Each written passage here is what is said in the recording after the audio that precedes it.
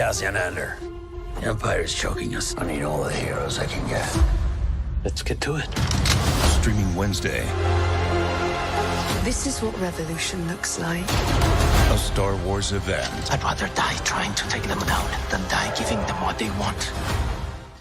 Hey there guys, Unofficial Star Wars here. Hope you're all doing well and welcome to our Andor Episode 5 full-on breakdown and review with different references, Easter eggs, and things that you might have missed throughout the episode. Of course, we're going to just hop right on into it. The episode starts up with Syril Karn, and I've mentioned this in every other episode review / breakdown video. I am loving the way that the show goes ahead and essentially just leaves off and picks up from directly where we left off in each previous episode, leaving no time in between episodes. It really better connects you to the universe and the story, and most importantly, your characters of the show. And just like last time, in episode 4, Syril Karn is still having an internal struggle between himself about what went on in episode 3 on the events of Ferrix, the homeworld of Cassian Andor. He since then has left the Empire, or at least seemingly has taken some leave time, and is back with his mother. And just telling from the episode itself, I don't think I really need to, I guess, discuss or describe all that much about his mother, because whew, she is really annoying. Like, honestly, put yourself in Cyril's kind of like shoes.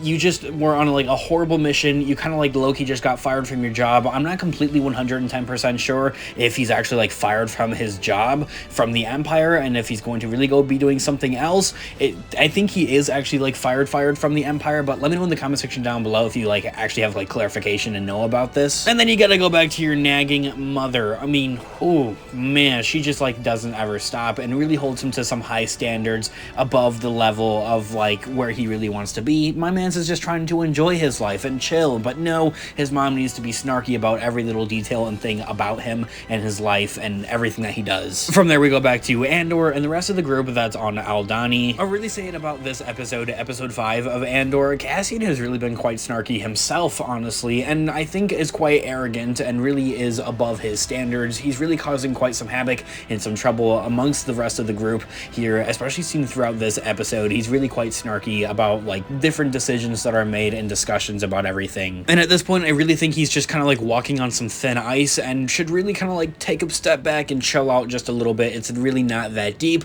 And just as the rest of the Aldhani group here has the right not to really trust, I guess, Andor all that much, vice versa applies. Cassian doesn't have every right or knowing belief to really trust the rest of the group themselves at the same time as well, whether or not that they would be working for the Empire or if this whole mission is even like worth it or being safe about anything like that there as well. Now, throughout the rest of the episode, we see that Andor really does open up for like why he's there. He says that he's being paid by Luthen. Well, not necessarily like who's like paying him. He just says he's being paid, while the rest of the group has like their like heart-to-heart connections and reasonings for like wanting to do this mission is because they just like straight up hate the Empire. Nobody's paying them or anything like that. This dude right here that Cassian's talking to also reveals a number of different tattoos that he has on his body and the different meanings. It's something I want to talk about in a separate future video here on the channel, so stay on the lookout for that by hitting the subscribe button if you haven't already. Also, these two characters, Andor and this guy, have quite some beef throughout this episode at the same time as well, and a lot of trust issues, but by the end of the episode, of course, it's all cleared up just about, and they really do have a heart-to-heart connection about everything that's going on. And at the same time, something that I had mentioned for our reaction video for this episode is the way that this episode doesn't do a lot with world building or anything like that. That was heavily done with the previous episode and also introducing new characters at the same time as well. This episode, however, really does continue and forward the story for one thing, but works a lot more with character development rather than world building. So that's kind of just my thoughts and opinions on that. Especially for seeing that this, yes, honestly is a little bit of a slower episode, but it does set up a lot of great stuff for the mid-season episode 6 that would be getting next week for Andor, that they're finally going to infiltrate the garrison and that this whole mission has been leading up to. We're going to see how it goes and see where our characters go from there, because after that, I mean, like, what else is going to happen? It's going to be set up in the rest of episode 6 for what the rest of the overall show is going to be about, as this year is going to be 6 more episodes of season 1. From there we go to Mon Mothma and her family. This is her husband for one thing, and it's also revealed that she has a daughter, and while they're really really butting heads, especially at this point in time, at least in this episode. I mean, I think it's going to play out a little bit more further in the rest of this show, and how like her whole family kind of has like a falling out. They don't really believe in like what she does for her living as a senator, and like her whole reasoning and representation, and how they're dragged into that representation. She wants to drive her daughter to school to kind of show off is what her daughter is saying and talking about, and while telling from Rogue One and also the original Star Wars movies, A New Hope and Empire Strikes Back, Return of the Jedi, Mon Mothma doesn't have a family or anything that's at least mentioned of them, so I think a divorce might be coming on, and that she would simply leave the rest of her family, her husband and her daughter. It's also kind of said throughout the rest of this episode here as well, in another scene where she doesn't really talk all that much about her work to her husband, and the husband even says, can you please take the expressway to the driver, and this is so that they can hurry up with the drive home so it's not as awkward. It honestly makes me really sad, but that's kind of humanizing and character development for, well, the overall show. From there we go back to Andor and the rest of the group on Aldhani. There's a little bit of, I guess, yeah, character development. I mean, that's the point of this overall episode, as the younger kid-like character is talking to Andor about some of the technology that they were able to steal from the Empire and how they're going to use it against them at the same time as well. It's really all in that, just a lot of chitter-chatter between these two different characters. From there, Cassian is called into the tent by Val about wanting to know some information regarding, well, Andor's side of the mission and everything that he's going to be doing. He's going to be flying a ship out of the garrison and stealing it. They want to know something along the lines of what's the weight with the cargo or something like that, and Andor doesn't know off the top of his head, of course, and really nobody would, and what kind of question is that even, and why does it even matter? Anyway, as I had mentioned, Andor is really quite, I guess, snarky, and throughout this episode really does a lot of scoffing, and it's a little bit arrogant, a little over his head at that, and this is another one of those scenes. From there, our characters go on outside and do a little bit of practicing on what they're going to be doing. They're going undercover, and they're kind of laying everything out on like how everything's going to be laid out outside of the base, what they're going to be doing, where they're going to be doing. From there, we go to the actual garrison base itself, as the colonel that works there, he's the head supervisor, is actually working with them as an inside agent, and I think this episode does a great job at really showing and representing like how serious this dude like really is. Like, this dude's like the boss of all of these people, and if they really want to, I think that they will do it actually at that, take down the entirety of this garrison operation. This guy's just telling and pointing fingers, telling people like what to do and everything like that. He's like the boss of this place. Then looking back at the Aldhani group, they're really just practicing some more how do soldiers, I guess, walk and everything like that. Andor gives them a little bit of input on like who should be situated where type of thing. Everybody's snarky to each other. There's trust issues type of thing, and I think by the end of the episode they really grow out of that, or at least by the end of this mission with the garrison, everybody will be kind of like, hey, we're all on the same page, let's do it again, maybe type of thing. We also see the Empire now on the planet of Ferrix, where Andor had been living and where everything took place on these first 3 episodes. The Empire is really, I guess, taken over and is really there in the presence and everything like that. This really does show like how they're becoming like more, I guess, swarming of planets throughout the galaxy, more controlling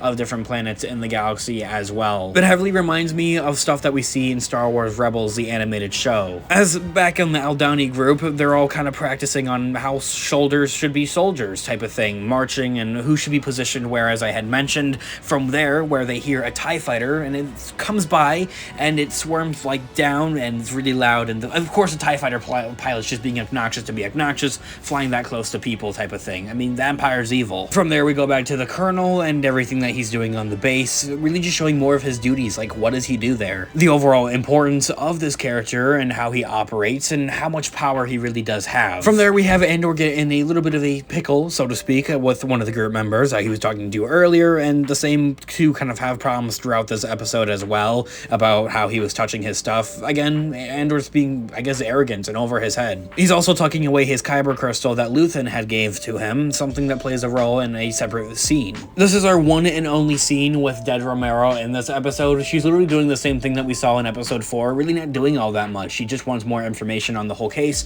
with Ferrix, and I'm still kind of back and forth on like whether or not she would be for the rebellion, just wants to improve her portfolio to move up in the Imperial ranks, or what she exactly is really doing. What is her true meaning and everything like that is something that's kind of just there, and I don't really feel like it's creating the right suspension, so to speak, that they might necessarily be going for. However, she pops a pill, and I don't know if she's just like, I don't know if this is like them humanizing the character, or like she just has like medicine to take type of thing, or is she taking like a medicine or a pill because she's like a shape shifter or something like that. Maybe she's like an alien like we saw in Attack of the Clones. I don't know. know. Going back to the group on Aldhani, they're burning their base, essentially hiding all the evidence, saying a few words over a campfire before they head out for the rebellion type of thing. And so just like that, for the rest of the episode, they're just walking to the garrison, something that we're going to be seeing in episode 6, how they infiltrate it and do the whole mission and everything like that. Back with poor Cyril Karn. Poor Cyril Karn. I mean, living with your nagging mom and everything like that, there's just a total internal struggle going on with this character, and we can really see it. He still wants after Andor, at least, and that's what it really seems like, even if he's whether or not he's going to be a part of the Empire or not. We just don't really know. It's up in the air. I think he's going to have a heart-to-heart with Andor, I think, at one point, where it brings him on to the rebellion. As the group is making their way to the garrison base there, Val tells Cassian a little bit about the colonel that is undercover currently, or, well, not necessarily undercover, because we learn more information about him. Yes, he is actually part of the Empire. However, after falling in love with a farmer, she dies, and, well, he just wants to get back at the Empire because it was their fault, apparently. Hence why he's joining these guys, the rebellion. This is something that is talked about a little bit more throughout this episode, is the different reasons for why these people have joined the rebellion, why they're doing this mission, and everything like that, where Andor reveals that he's doing it for money, and everybody else has like a heart-to-heart type of meaning and reasoning for why they want to do it. Also notice in this scene how the ship that is flying towards the garrison base is an Imperial shuttle that normally holds like high-ranking officers and that type of thing, so who on earth could be aboard it? We don't know. Let me know down in the comment section down below on like who you guys think it could possibly like be. Could it be Director Krennic, Emperor Palpatine, and Darth Vader? We don't know. Let me know in the comment section down below. I'd love to hear what you guys all think. I wanted to quickly mention this scene right here. There's literally nothing important about it, but this is a full in-depth like breakdown and everything like that. He's literally just telling these dudes to like get their stuff together and go paint something. I don't really know why they put it in there. Maybe like just character development. I don't know. By nightfall, the group makes it to the garrison. They send the signal to the colonel and things go from there. We of course see the one guy that Andor is getting a little bit of a tussle with over the kyber crystal and the reasons for like why he's really there, to explain to him his reason for why he is there, why he's joining the rebellion, and it's because of why he hates the Empire for the fact that they had killed his farmer brother. The two of them really have a heart-to-heart type of moment right here. I think they're kind of, aside from their differences, and have a common interest in wanting to take down the Empire, regardless of if they're being paid for it or if they like, despite out of hating the Empire, they all have a common goal. It's also from here where Vel reveals that she will be leaving and leaving this dude in charge here, and they kind of like, yeah, are you gonna trust him, are you gonna listen to him type of thing. However, we will see Vel once again, at least in episode 6, and everything that she's doing. She's simply being set up in like in a different spot, a different area of where the garrison base is. From there, we have finally Luthen in the episode, and like, what is he doing? My man's is just sitting by a radio listening in for some type of update and report from Vel and the rest of the Aldhani group on how the mission is going, and he says that they're going to be at it like this time by tomorrow, really ramping everything up. Also, in episode 6, I definitely think that we'll finally be seeing Luthen like meet up with Saw Gerrera. This is one of the last TV spots slash like parts of the trailers that we have seen here, so I think it's definitely going to be ramping up from there. That's it. That concludes our episode 5 Andor breakdown analysis type of thing with different references and Easter eggs and things that you might have missed throughout this episode here. I'd love to hear all of your thoughts and opinions in the comment section down below, and I'd love to hear what you guys all think here about Andor episode 5, some of your theories and speculations for what you think we're going to be seeing here in the future of the overall show here in episode 6 here as well. As I had mentioned, it's a slower episode, not necessarily a slow burn, but just a slower episode. It does a lot with character development and moving the story forward for what we're going to be seeing here in a big climatic type of moment in episode 6. Let me know what you guys all think in the comment section down below. I'd love to hear what you guys all think. Of course, this has been Unofficial Star Wars. Thanks so much for watching today's video. May the Force be with you as always. Have a great one, guys. Peace out.